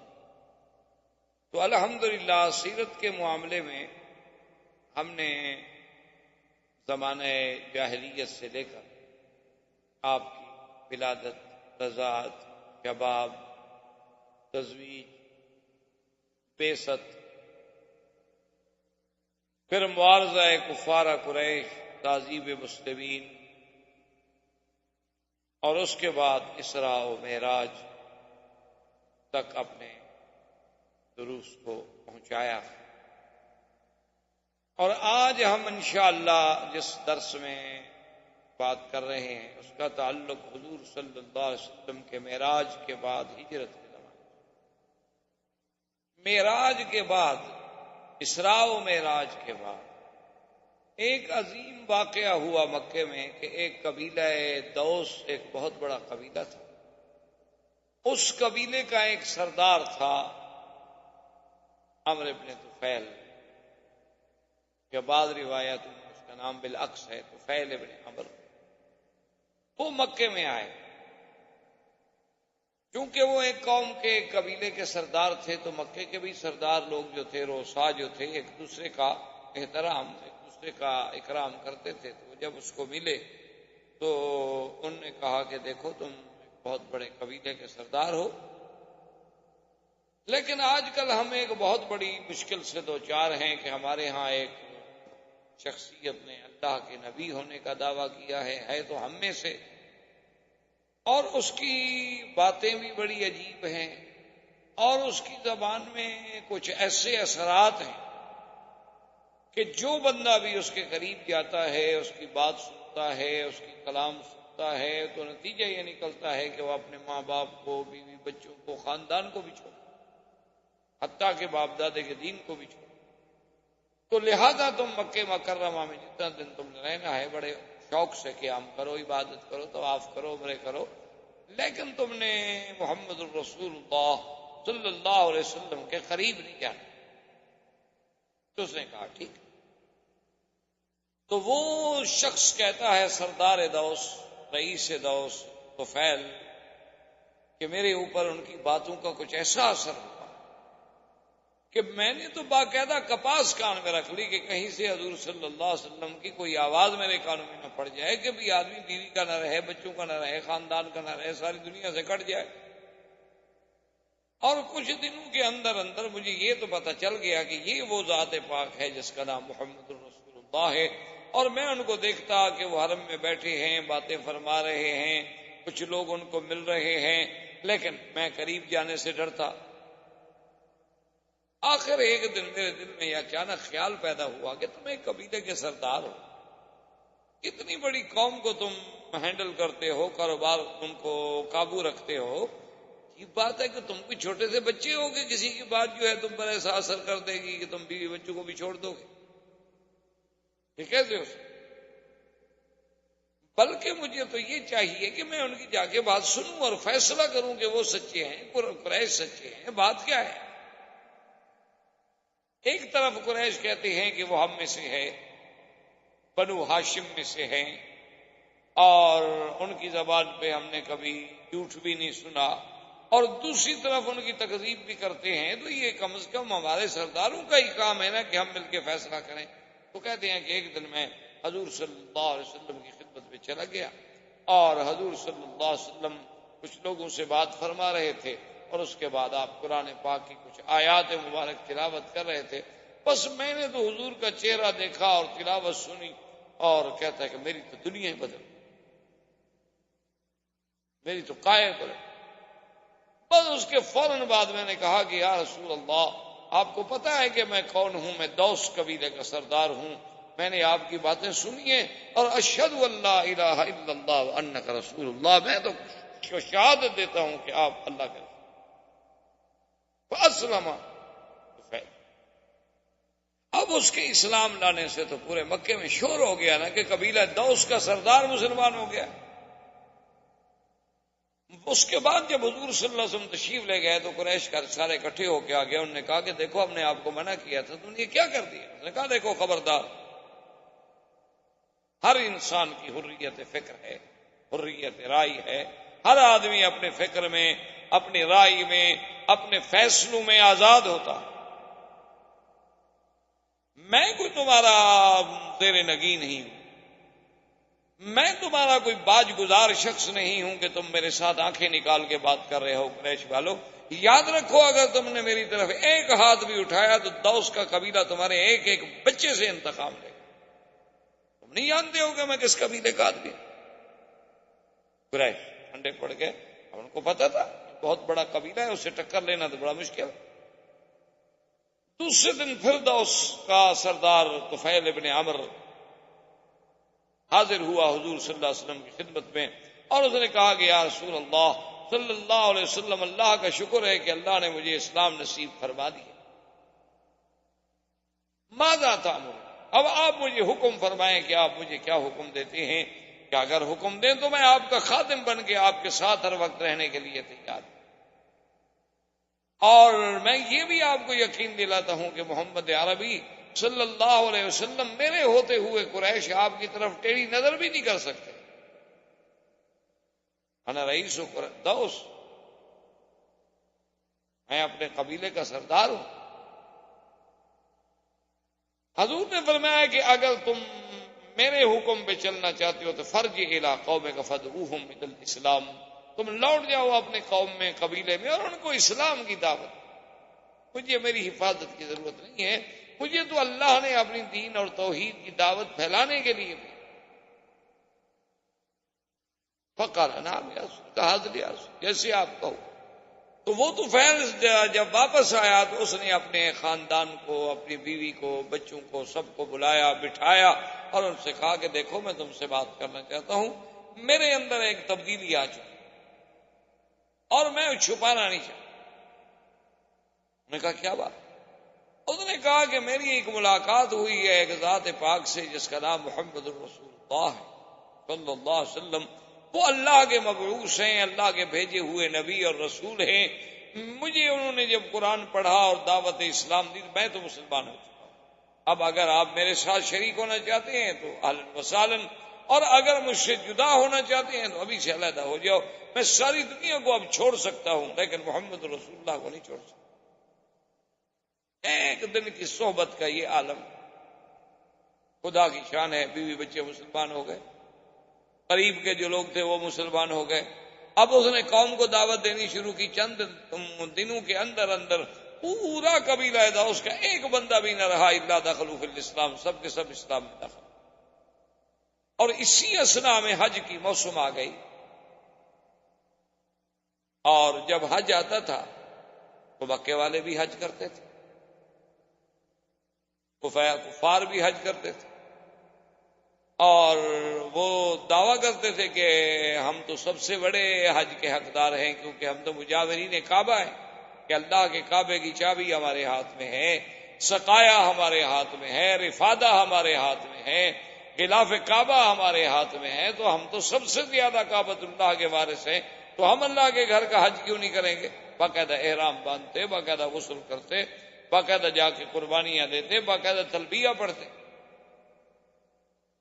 حتیٰ کہ ایک روایت مبارک میں آتا ہے کہ ایک دن حضور صلی اللہ علیہ وسلم نے سنا کہ کفار قریش میں سے کچھ لوگ احرام باندھے ہوئے تلبیہ پڑھ رہے تھے کہ لبیک اللہم لبیک لبیک لا شریک لک لبیک۔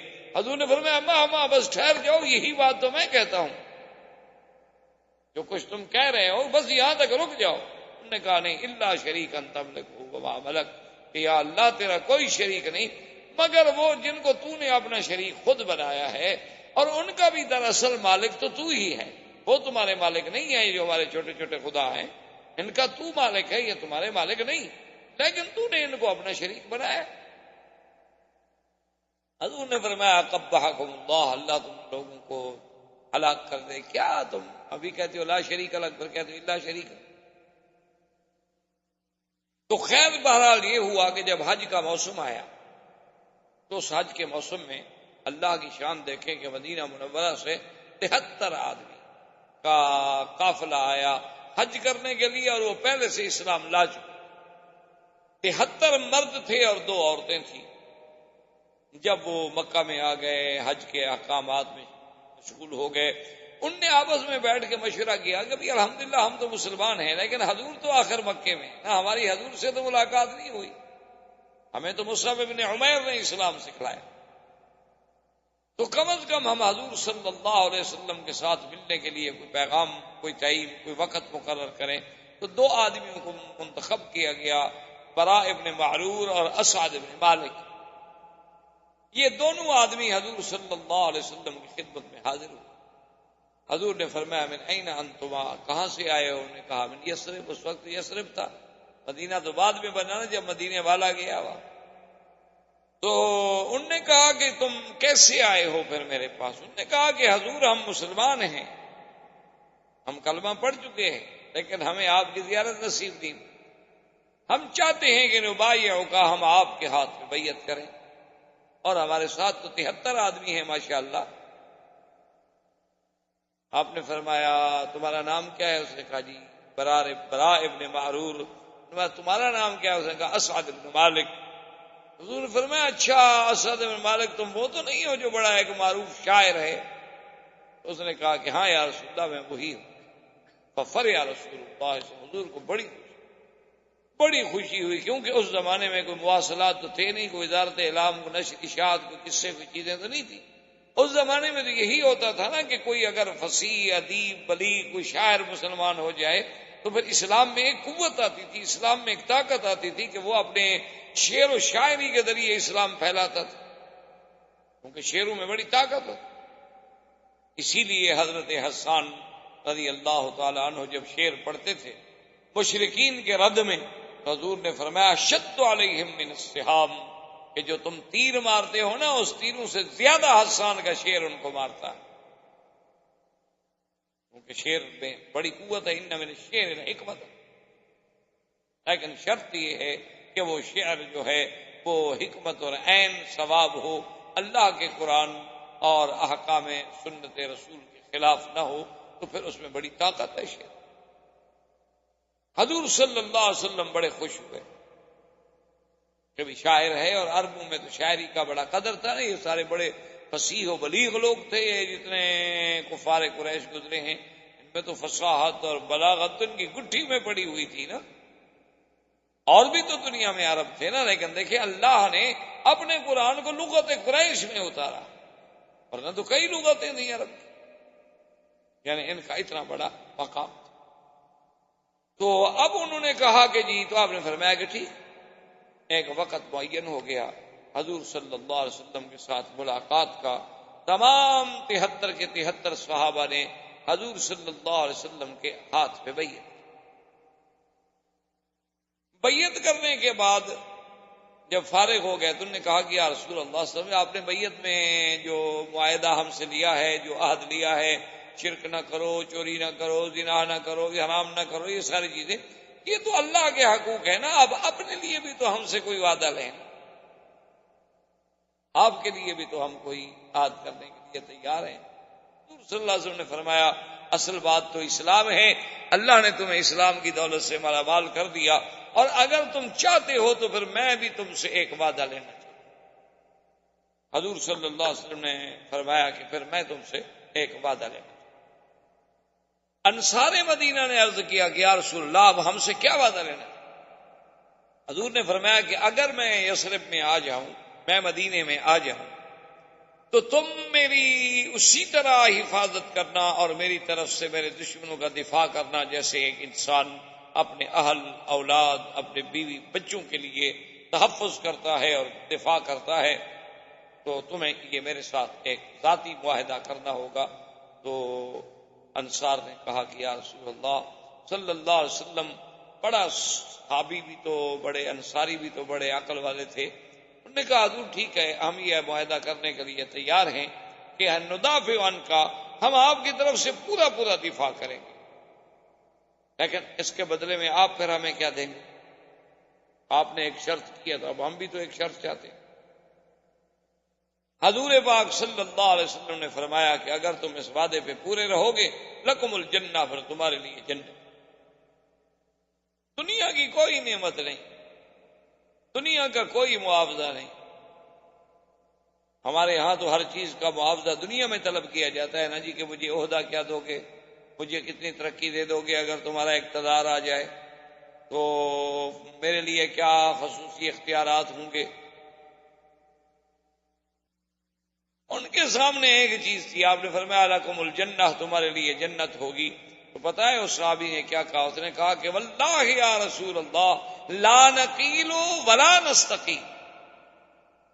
ایک عجیب جملہ کہا صحابی نے، اس نے کہا کہ واللہ یا رسول، نے کہا حضور مجھے اللہ کی قسم، لا نقیل ولا نستقیل، اس معاہدے سے اب تو نہ تو اب ہم پھریں گے اور نہ آپ پھریں گے، ہم اپنے وعدے پہ قائم رہیں گے، آپ ہمیں جنت لے کے دیں، آپ بھی اپنے وعدے پہ قائم رہیں۔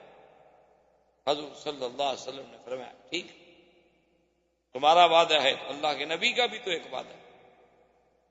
ایک صحابی نے عرض کیا، اس نے کہا حضور یہ تو سب نے اپنے اپنے میثاق مواعید رکھے ہیں، مجھے اجازت ہو تو میں کچھ عرض کروں؟ تو حضور نے فرمایا ہاں تو بھی بتاؤ۔ اس نے کہا حضور ہماری ایک خواہش ہے، مدینے والوں کی ایک تمنا ہے، میں ان کی طرف سے سب کی طرف سے ایک ترجمانی کرنا چاہتا ہوں کہ اگر اللہ آپ کو کبھی ہمارے پاس لے آئے تو پھر ہمیں چھوڑ کے نہیں جانا، ایک وعدہ آپ ہمارے ساتھ کریں کہ اگر اللہ تبارک و تعالیٰ کبھی آپ کو مدینہ منورہ لے آئے پھر آپ ہمیں چھوڑیں گے۔ حضور صلی اللہ علیہ وسلم بھی جوش میں آ گئے، فرمایا مدینے والوں فیکم احیا و فیکم اموت، میرا بھی وعدہ ہے کہ آنے کے بعد میری زندگی بھی تمہارے ساتھ، میری موت بھی تمہارے ساتھ۔ اتنا بڑا وعدہ کہ صحابہ کا دماغ دیکھیں کہ کتنا بڑا فیصلہ لے لیا، کتنا بڑا مقام حاصل کر لیا کہ حضور کی وجہ سے دنیا میں ساری دنیا جو ہے مدینے سے بھی مکے آتی ہے، لیکن جب قیامت ہوگی تو مکے والے بھی مدینے جائیں۔ آپ اندازہ کریں کہ کتنا بڑا شرف لے گئے مدینے والے۔ کبھی آپ اس بات پہ غور کریں کہ ساری دنیا، مدینے والے بھی تو حج کرنے کے لیے مکے آتے تھے نا، حضور بھی تو حج کرنے کے لیے مدینہ چھوڑ کے مکے آتے تھے، لیکن حضور کے وہاں ہونے سے اتنا بڑا شرف ملا مدینے کو کہ حضور نے فرمایا کہ جب میں قیامت والے دن اپنے روضہ مبارک سے اٹھایا جاؤں گا تو فاروق نے فرمایا سب سے پہلے آتی علی بقیع الغرقد، میں مدینے کے قبرستان جنت البقیع الغرقد پہ آؤں گا، ثم انتظر لاہل مکہ، پھر میں مکے والوں کا انتظار کروں گا، مکے والے آئیں گے فاجعلهم علی یمینی واہل المدینہ علی شمالی ثم اسوقهم الی المحشر، وہ جب آئیں گے مدینے مکے والے تو پھر میں محشر کی طرف جاؤں گا۔ یعنی اگر حضور وہاں نہ ہوتے تو پھر مکے والے وہاں کیوں جاتے؟ اتنی بڑی بات صحابہ نے کی۔ اور خدا کی شان دیکھیں کہ حضور صلی اللہ علیہ وسلم جب یہ ملاقات کرنے کے لیے جا رہے تھے مدینے والوں سے تو آپ کے چچا عباس جو تھے وہ بھی ساتھ بیٹھے ہوئے تھے، اتفاق سے مسلمان نہیں تھے۔ اور جب حضور جانے لگے ان کے ساتھ تو عباس نے کہا حضور اگر اجازت ہو تو میں بھی چلوں؟ انہوں نے فرمایا تم تو اسلام نہیں لائے ہو اور تم وہاں کیا کرو گے؟ اس نے کہا حضور میں اسلام چاہے نہ لاؤں، کم سے کم آپ میرے عزیز ہیں، میرے بھتیجے ہیں، پتہ نہیں وہ کون لوگ ہیں جو آپ کو ملنے کے لیے بلا رہے ہیں، میں آپ کو اکیلا تو نہیں چھوڑ سکتا۔ یہ الگ بات ہے کہ آپ کا میرا مذہب نہیں ملتا، لیکن روایات تو ہوتے ہیں، کچھ خاندانی روایات اور عادات تو ہوتے ہیں، یہ تو نہیں ہو سکتا نا کہ ہم آپ کو اکیلا بھیج۔ انہوں نے کہا چل تم بھی۔ لیکن دیکھیں کمال عباس کا، خاندانی لوگ تھے نا، عباس نے کسی نے نہیں کہا کہ بھئی مدینے والے آئے تھے اور حضور کی بیعت ہو گئی اور تم کیا کر رہے ہو، تو حضور کی تو جماعت بڑھ رہی ہے۔ جو مجلس کا راز تھا المجالس بالامانات، کہ مجالس جو ہیں وہ امانت ہوتی ہیں، کہ جو مجلس میں آپ کے ساتھ بات ہو بس وہ آپ کے ساتھ ہے، اس کا مطلب یہ تھوڑا ہے کہ آپ اس کو اشتہار بنا کے دنیا میں بھاگتے پھریں۔ اب صحابہ کہتے ہیں کہ یہ مجلس مبارک جب ختم ہوئی فَسَمِعْنَا صَارِخًا يَصْرُخُ مِنَ الْجَبَلِ، کہتے ہیں ہم نے سنا کہ ایک آدمی پہاڑ کے اوپر سے ایسی آواز دے رہا ہے، اور کہتے ہیں کہ ایسی آواز ہم نے کبھی نہیں سنی، اتنی سخت آواز، اتنی بلند آواز، اتنی کرخت آواز کہ پورا مینا ہل گیا۔ اس نے کہا کہ یا اہل الخیام، یا اہل مکہ، ایسی زور سے آواز دی۔ اس نے کہا کہاں سو رہے ہو؟ آل یثرب نے تو محمد مدنی کے ہاتھوں پہ بیعت کر لی ہے اور اتفاق ہو گیا ہے تمہارے ساتھ لڑنے پہ، تمہاری قتال پہ اتفاق ہو گیا۔ تیار ہو جاؤ تم۔ اب جب یہ آواز آئی سب قریش حیران، آواز کہاں سے آ رہی ہے؟ نے کہا عجیب بات ہے، وہ کون ہے یثرب والے جو ہماری قتال کے منصوبے بنا رہے ہیں؟ اب قریش ڈھونڈ رہے ہیں، ان کو کوئی آدمی نہ ملا، 2 آدمی ملے، ایک اسد ابن عبادہ مل گئے، وہ بھی مدینے والے، ان نے پکڑ لیا، قریش نے پکڑ لیا، انہوں نے کہا کہ بتاؤ کہ کون آئے ہیں مدینے سے؟ اچھا خدا کی شان ہے، حج ختم ہو گیا تھا، وہ بات ختم ہو گئی تھی، وہ لوگ چلے گئے مدینے شریف کی طرف، یہ ابھی بیچارے سفر نہیں کر سکے تھے، باقی تھے۔ ایک ان کے ساتھ اور ساتھی تھا، بعض روایات میں ہے زرارہ تھے اور بعض میں کسی دوسرے کا نام آتا ہے۔ تو اسد ابن زرارہ جو ہیں وہ کہتے ہیں کہ انہوں نے اسد ابن عبادہ کہ مجھے انہوں نے پکڑ، سعد ابن عبادہ مجھے پکڑ لیا قریش نے کہا کہ بات بتاؤ، میں نے کہا کہ مجھے تو پتہ نہیں۔ فضربونی ضربا، انہوں نے مجھے سختی سے مارا، انہوں نے کہا بات بتاؤ کون ہے مدینے والے لوگ جو ہمارے خلاف جنگ کا منصوبہ بنا رہے ہیں؟ کہتے ہیں ایک آدمی گزرا، اس نے جا کے ایک کفار قریش میں جبیر ابن مطعم تھا، وہ اس سے کبھی ہمارا یارانہ تھا، دوستی تھی، اس نے جا کے جبیر سے کہا کہ وہ کمال سعد ابن عبادہ کو مار رہے ہیں قریش اور تم یہاں بیٹھے ہوئے ہو، تمہارے دوست ہیں، وہ تمہارا حلیف ہے۔ تو وہ وہاں سے بھاگا، اس نے کہا قریش کیا کر رہے ہو، پاگل ہو گیا، دماغ خراب ہو گیا تمہارا؟ اگر یثرب والوں نے کوئی پلان بنایا ہے، کوئی معاہدہ کیا ہے، تو اس بندے اکیلے کا کیا گناہ ہے کہ اس کے ساتھ تم سارے لڑ رہے ہو؟ کیسے تم بے وقوف آدمی؟ یہی طریقہ ہے مدینے والوں کے مقابلے سے اس کا مقابلہ کرنے کے لیے۔ اس نے چھڑایا، وہ چلے گئے۔ اب ابو جہل اور بڑے بڑے جو کافر تھے، اخنس ابن شریک، ولید ابن المغیرہ، اسود ابن عبد یغوث، یہ بڑے بڑے جتنے کافروں کے سردار تھے، ابو جہل نے کہا کہ بھائی ہمیں تو فوراً میٹنگ کرنی چاہیے، یہ تو مسئلہ بڑا ٹیڑھا ہو گیا، یہ تو بڑے حالات خراب ہو گئے کہ پہلے تو ہم اسی فکر میں تھے کہ محمد رسول اللہ صلی اللہ علیہ وسلم کے ساتھی چند ایک کمزور لوگ ہیں، چلو کچھ حبشہ چلے گئے، کچھ ادھر چلے گئے، کچھ ادھر چلے گئے، یہ بات ہے ختم ہو جائے گی۔ لیکن اب تو لوگ یثرب تک بھی ان کے ہاتھوں پہ بیعت کرنے لگ گئے، تو یہ تو بڑا مسئلہ ہے۔ اور سنا یہ ہے کہ مدینے میں تو بہت سارے لوگ اور بھی مسلمان ہوتے جا رہے ہیں، تو ہمیں اس بات پہ غور کرنا چاہیے اور اس بات پہ ہمیں فکر کرنا چاہیے۔ تو دار الندوہ جو مقام تھا مکے میں، مسجد الحرام میں، اب تو وہ ٹوٹ پھوٹ گیا۔ باب السلام اور باب الفتح کے درمیان میں ایک جگہ تھی جس کا نام دار الندوہ تھا، جو قصی ابن کلاب نے سب سے پہلے قائم کیا تھا، اور وہاں بیٹھ کے سردار جو تھے قریش کے، بڑے بڑے اہم معاملات جو تھے اس پہ مشورہ کر۔ تو دار الندوہ میں ابی جہل نے لوگوں کو جمع ہونے کا حکم دیا، اور ساتھ یہ کہا کہ ایک بات کا خیال رکھنا کہ ہر اس آدمی کو جس کا تعلق بنو ہاشم سے ہے اس کو کبھی دعوت نہ دینا۔ بنی عبد المطلب، بنی ہاشم، بنی عبد مناف، ان 3 گھرانوں کے آدمیوں کو کبھی نہ بلانا۔ اور ایک بات یہ بھی دیکھ لو کہ جس کا بھی تعلق کسی طرح محمد رسول اللہ صلی اللہ علیہ وسلم سے بنتا ہو یا مدینے والوں سے بنتا ہو، ان کو بھی مت بلانا اس میٹنگ میں، یہ ہماری بڑی خاص میٹنگ، خصوصی نہیں، کیونکہ وہ تو ایک اہم بات کرنا چاہتے تھے حضور صلی اللہ علیہ وسلم کے خلاف۔ تو اگر کوئی بنو ہاشم کا آدمی ہوگا وہ تو حضور کو جا کے بتا دے گا، کچھ بھی ہو جائے آخر ان کے قبیلے کا آدمی۔ ابو جہل نے اس اہتمام سے کہ بھی بنی ہاشم بھی نہ آئے، بنی عبد المطلب بھی نہ آئے، بنی عبد مناف بھی نہ آئے، فمن لہ علاقۃ بأہل یثرب، اور وہ قبیلہ بھی نہ آئے جس کو مدینے والوں سے کسی قسم کا تعلق ہو، کیونکہ مدینے والے مکے والے آپس میں ملتے تھے، وہاں کے بڑے بڑے قبائل اوس و خزرج تھے، یہودیوں کے بڑے قبائل بنی نذیر تھا، بنی قینقاع تھا، بنو قریظہ تھا، آنے جانے میں تو معاملات تو ہوتے ہیں دنیاوی۔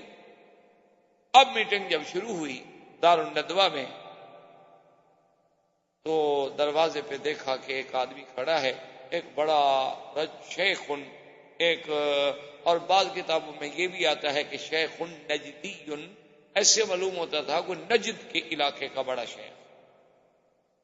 اب بعض لوگ اس حدیث کو سامنے رکھ کر ان اہل نجد پر جو اعتراض کرتے ہیں، یہ جہالت کی بات ہے۔ نجد کا معنی یہ نہیں ہوتا کہ یہی علاقہ ہے نجد، نجد تو یہ ہے کہ تہامہ کے بعد نجد العراق، عراق تک سارا نجد۔ یہ کوئی نجد کا علاقہ کوئی چھوٹا سا علاقہ نہیں ہے کسی کو تہمت میں ڈالا جائے. وہ تو عراق جو ہے یہ سارا عراق تک نجد جاتا. اسی طرح تہامہ ہے، حجاز ہے، یہ اونچا علاقہ تھا اس لیے وہ نجد کہلاتا تھا. اور دوسرا ادھر کے لوگ جو تھے وہ بڑے کوی تھے، بڑے کوی، بڑے قداور، بڑے جنگجو، بڑی قوتوں والے بڑے بڑے قبائل جو ہے نا جی. آپ نے نہیں دیکھے بعض قبائل میں اللہ نے بڑی بڑی خصوصیات رکھی ہیں، جیسے جیزان کے لوگ ہیں، نجد کے لوگ ہیں، بڑے ان کی صحت دیکھیں تو آپ حیران ہوں گے. اگلے دن میں اخبار میں پڑھ رہا تھا بلکہ 125 سال عورت کی عمر ہے جو شادی کی خواہش مند. آپ کے ہاں 125 سال کا آدمی چل بھی سکے گا؟ ٹھیک ٹھاک چلتی ہے، پھرتی ہے، کھاتی ہے، پیتی ہے، ابھی تک اس میں تمنا بھی ہے شادی. 60 سال اس نے بغیر شادی کے بھی گزار دیا ہے، لیکن اب اس کے تمنا ہے، خواہش. تو میرے کہنے کا مطلب یہ تھا کہ بعض لوگوں کو اللہ نے بڑی قوتیں دی ہیں، بڑے قوا دی ہیں. تو اب جناب یہ تھا کہ وہ بھی آ گیا. تم نے دیکھا کہ چلو یار یہ بھی نجد کے کوئی علاقے کا آدمی ہے، پہچانا ہوا تو ہے نہیں، کوئی صورت پہلے کبھی نہیں دیکھی ایسے آدمی کی، لیکن لگتا ہے کہ وہ بڑے قبیلے کا بندہ ہے اور بڑا سمجھدار سا لگتا ہے چہرے مورے سے. چلو اس سے بھی فائدہ اٹھا لیتے ہیں مشورے کا. اندر جا کے بیٹھ گئے. اس کے بعد مشورہ شروع ہو گیا. ابو جہل نے کہا کہ ماذا رأیکم، اب بتاؤ کیا کریں کہ محمد مدنی پاک کا مسئلہ تو بہت پھیل گیا. حضور صلی اللہ علیہ وسلم کی عظمت، آپ کی شان اور آپ کا مسئلہ جو ہے وہ رات دن جو ہے پھیلتا چلا جا رہا ہے. اس کے لیے ہمیں غور کرنا چاہیے کہ ہم کیا کریں. ایک آدمی بیٹھے تھے، انہوں نے کہا کہ بڑی آسان بات ہے، حضور صلی اللہ علیہ وسلم کو قید کر دیتے ہیں، بند کر دیتے. جب آپ بند ہو جائیں گے آپ کی تبلیغ بند ہو جائے گی، آپ کا آنا جانا اٹھنا بیٹھنا ملنا جلنا سب بند ہو جائے گا، خلاص محبوس ہو گئے. وہ جو آدمی بیٹھا تھا نا شیخ نجدی کی شکل میں ابو البختری، اس نے کہا کہ لیس ھذا الرأی رأی، کہ یہ تو مشورہ غلط ہے. مشورہ نے کہا کہ بھی کیوں غلط؟ اس نے کہا عجیب بات، تم محمد رسول اللہ صلی اللہ علیہ وسلم کو قید میں رکھ سکو گے؟ اللہ کے نبی اگر قید میں ہوں گے تو آپ کے ماننے والے جو حبشہ میں ہیں، مدینہ میں ہیں، وہ بھی تو اکٹھے ہو کے آپ پر چڑھائی کریں گے، حملہ کریں گے آپ لوگوں پر، چھوڑ دیں گے وہ آپ کو. یہ کون سی بات ہے؟ یہ تو کوئی رائے نہیں. اور مسئلہ سوچو. ایک اور آدمی نے کہا، اس نے کہا کہ اچھا ایسا کرتے ہیں کہ حضور صلی اللہ علیہ وسلم کو نکال دیتے ہیں، کہ ہمارے مکے سے جائیں جہاں مرضی آئے، وہاں جا کے اپنا دین پھیلائیں، اپنی کچھ قوت بنائیں، لیکن ہماری بس ہم سے چلے. اس نے کہا کہ بے سر ہے. اس نے کہا یہ بات اس سے بھی غلط ہے، اس پہلی رائے سے بھی زیادہ بدتر ہے کہ بدبختوں جب حضور باہر چلے جائیں گے تو باہر تو آپ کے ماننے والے بیٹھے ہوئے ہیں، اور جب آپ کے پاس ایک قوت ہو جائے گی تو حملہ آور ہو کر مکہ فتح کریں. کیسی باتیں کر رہے ہیں؟ ابو جہل نے ملعون نے کہا، اس نے کہا کہ دیکھو سب ٹھہر جاؤ، میرے پاس ایک مشورہ ہے، میری ایک تجویز ہے، ایک رائے ہے، ایک تدبیر ہے، پہلے اس پہ غور کریں. انہوں نے کہا کہ ہاں تم بتاؤ کیا بات ہے. اس نے کہا کہ دیکھو حضور صلی اللہ علیہ وسلم کے قبیلے زیادہ سے زیادہ بنو ہاشم، اور کون ساتھ دے گا؟ بنی عبد المطلب، بنی عبد مناف. باقی تو سارے قبائل ہمارے ساتھ ہیں.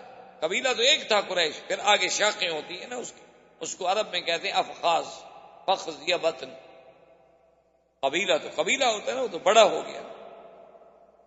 جیسے آپ دیکھیں نا آپ کے ہاں بھی بڑی بڑی قومیں، مثلا بلوچ ہیں، پھر آگے بلوچوں کی کئی شاخیں ہیں، راجپوت ہیں، پھر راجپوتوں کی کئی آگے برانچز ہیں، شاخیں ہیں. اسی طرح جیسے عطا کے سید ہیں، سادات میں بھی پھر بعض علوی ہیں، بعض حسنی ہیں، بعض حسینی ہیں، ان میں بھی پھر اقسام ہیں. تو اسی لیے قریش کے ابی جہل نے کہا کہ دیکھو باقی جو قبائل ہیں سب ہمارے ساتھ ہیں، اور میری رائے یہ ہے کہ ہر قبیلہ جو ہے اپنا ایک نوجوان جنگجو لڑاکا تیار. تو تقریباً ہم بنتے ہیں 60 گھر، تو 60 گھرانہ جو ہے ایک ایک بندہ دے اپنا، تو 60 نوجوان ہمارے تیار ہو گئے. تو 60 نوجوان جو ہے مسلح ہو کر حضور صلی اللہ علیہ وسلم کے گھر کا محاصرہ کر لیں، اور جب حضور صبح نماز کے لیے باہر آئیں تو حملہ آور ہو جائیں، مل کے سارے حضور کو شہید کر دیں، تو اب صاف سی بات ہے کہ پہلے تو 60 گھرانوں سے 3 گھرانے لڑ نہیں سکتے۔ اچھا، کسی ایک کے قاتل ہونے کا بھی وہ فیصلہ نہیں کر سکتے کہ جی پتہ نہیں کس کی تلوار لگی، وہ تو اندھیرا تھا، 60 آدمی حملہ کر رہے تھے، پتہ نہیں تلوار کس کی لگی ہے۔ تعیین قاتل بھی مشکل ہو جائے گی۔ تو آخر میں معاملہ یہی ہوگا کہ بھی دیت ادا کریں، تو ہم 60 گھرانے ہیں، پیسے جمع کر کے دیت دے دیں گے۔ تو وہ جو بیٹھا تھا نا رجل النجدی اور شیخ النجدی اور باقیوں نے کہا نعم حاضر ہے، اس نے کہا یہ ہے تجویز۔ دیکھیں نا، تجویز تو ہوئی نا کہ ہمیشہ کے لیے مسئلہ ہی ختم کرو، بس قتل کر دو، بات ختم ہو۔ اسی پر فیصلہ ہو گیا جس کو اللہ کے قرآن نے ایک دوسری آیت میں بھی ذکر فرمایا، وَإِذْ يَمْكُرُ بِكَ الَّذِينَ كَفَرُوا لِيُثْبِتُوكَ أَوْ يَقْتُلُوكَ أَوْ يُخْرِجُوكَ وَيَمْكُرُونَ وَيَمْكُرُ اللَّهُ وَاللَّهُ خَيْرُ الْمَاكِرِينَ۔ اللہ نے فرمایا میرا مدنی صلی اللہ علیہ وسلم جب کافر اکٹھے ہو کے تجویزیں کر رہے تھے کہ آپ کو قید کر دیا جائے یا آپ کو نکال دیا جائے یا آپ کو قتل کر دیا جائے، وَيَمْكُرُونَ وَيَمْكُرُ اللَّهُ، وہ اپنی تدبیریں کر رہے ہیں اور اللہ اپنی تدبیر کر رہے ہیں۔ اللہ تو سب سے بہتر تدبیر فرمانے والے ہیں۔ یہ کیا کر سکتے ہیں؟ یہ کیا کر سکتے ہیں؟ اب اللہ نے حکم دیا کہ میرا مدنی صلی اللہ علیہ وسلم اب وہ وقت آ پہنچا ہے کہ آپ ہجرت بس چھوڑ دیں۔ حضور صلی اللہ علیہ وسلم کی ہجرت سے قبل سب سے پہلی ہجرت حبشہ کو ہوئی اور پھر مدینہ کو ابو سلمہ نے ہجرت کی۔ اسی طرح پھر ہجرت ہوتی گئی۔